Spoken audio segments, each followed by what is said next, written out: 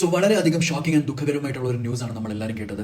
ലണ്ടനിൽ പോകാനിരുന്ന flight crash ആയത് 240 passengers crew members ഉൾപ്പെടെ ഉണ്ടായിരുന്നു. ആ ഫ്ലൈറ്റിൽ ടേക്ക് ഓഫ് ചെയ്ത് 14 സെക്കൻഡ് അകത്ത് തന്നെ ഫ്ലൈറ്റിന്റെ കൺട്രോൾ പോയി. ആൻഡ് അതിന് 2 മിനിറ്റിനകത്ത് തന്നെ ആ ഫ്ലൈറ്റ് പിന്നെ കാണുന്നത് തീഗോളമായിട്ട് മാറുന്നതാണ്. അതും ഒരു റെസിഡൻഷ്യൽ ഏരിയയിലാണ് ആ ഫ്ലൈറ്റ് ക്രാഷ് ആയത് പോലും. ഈ ഒരു ഇൻസിഡന്റിൽ ഈ ഫ്ലൈറ്റിലുണ്ടായിരുന്ന ആൾക്കാരും മാത്രമല്ല, ആ ഏരിയയിൽ ക്രാഷ് ആയ ഏരിയയിൽ താമസിച്ചിരുന്ന 53 ആൾക്കാരുടെ ജീവനും കൂടിയാണ് നഷ്ടമായത്. വളരെ ഷോക്കിംഗ് ആയിട്ടുള്ള ഒരു കാര്യം എന്ന് പറയുമ്പോഴത്തേക്കും ബോയിങ് 787 ഡ്രീം ലൈനർ പ്ലെയിൻ ആയിരുന്നതും ഇതുവരെയ്ക്കും ഒരു ക്രാഷോ ഒരു സേഫ്റ്റി പ്രശ്നമോ ആയിട്ടില്ലാത്ത ഒരു പ്ലെയിൻ ആയിരുന്നു.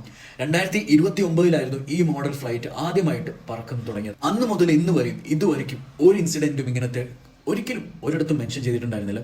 കഴിഞ്ഞ കുറേ കാലങ്ങളായിട്ട് ബോയിങ് ഫ്ലൈറ്റ്സിന്റെ ട്രാക്ക് റെക്കോർഡ് എന്ന് പറയുന്നത് വളരെ മോശമായിരുന്നു. ഫോർ എക്സാമ്പിൾ ബോയിങ് 737 മാക്സ് ഇതിൽ കുറേ മാനുഫാക്ചറിംഗ് ഡിഫക്റ്റ് ഉണ്ടായിരുന്നു. അത് കഴിഞ്ഞ 7 വർഷം കൊണ്ട് 346 ആൾക്കാരുടെ ജീവൻ എടുക്കേണ്ട ഒരു അവസ്ഥയുണ്ടായിരുന്നു. പക്ഷേ ഇത് ആ പ്ലെയിൻ അല്ലായിരുന്നു. ഇപ്പോൾ ക്രാഷ് ആയ പ്ലെയിന് വെറും 11 വർഷം മാത്രം പഴക്കം ഉണ്ടായിരുന്നുള്ളൂ. സോ വലിയ പഴക്കമൊന്നും ഉണ്ടായിരുന്ന ഒരു ഫ്ലൈറ്റേ അല്ല. ഡ്രീം ലൈനർ ഫ്ലൈറ്റിന്റെ ലൈഫ് ടൈം എന്ന് പറയുന്നത് ഒരു 20 മുതൽ 30 വർഷമാണ്.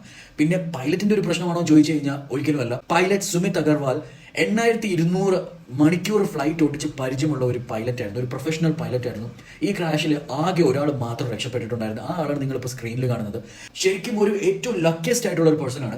അൺഫോർച്ചുനേറ്റ്ലി പുള്ളിയുടെ സഹോദരനും കൂടെ ഉണ്ടായിരുന്നു. പക്ഷേ പുള്ളി ജീവനോടെ ഉണ്ടോ അതോ ഇല്ലയോ എന്ന് അറിയാതെയാണ് ആ മനുഷ്യൻ ഇപ്പോൾ ആ സ്ക്രീനിൽ കാണുന്ന സമയത്ത് നടന്നുകൊണ്ടിരുന്നത്. ഇനി എന്തുകൊണ്ടാണ് ഇത് സംഭവിച്ചതെന്ന് അറിയണമെങ്കിൽ നമുക്ക് ഫ്ലൈറ്റിന്റെ ബ്ലാക്ക് ബോക്സ് കിട്ടിയാൽ മാത്രമേ ഇത് ആക്ച്വലി എന്താണ് പ്രശ്നം എല്ലാവർക്കും അറിയാൻ പറ്റത്തുള്ളൂ. എന്തായാലും ഒരു ഷോക്കിംഗ് ഇൻസിഡന്റ് ആയിരുന്നു. മരിച്ച എല്ലാവരും റെസ്റ്റ് ഇൻ പീസ്.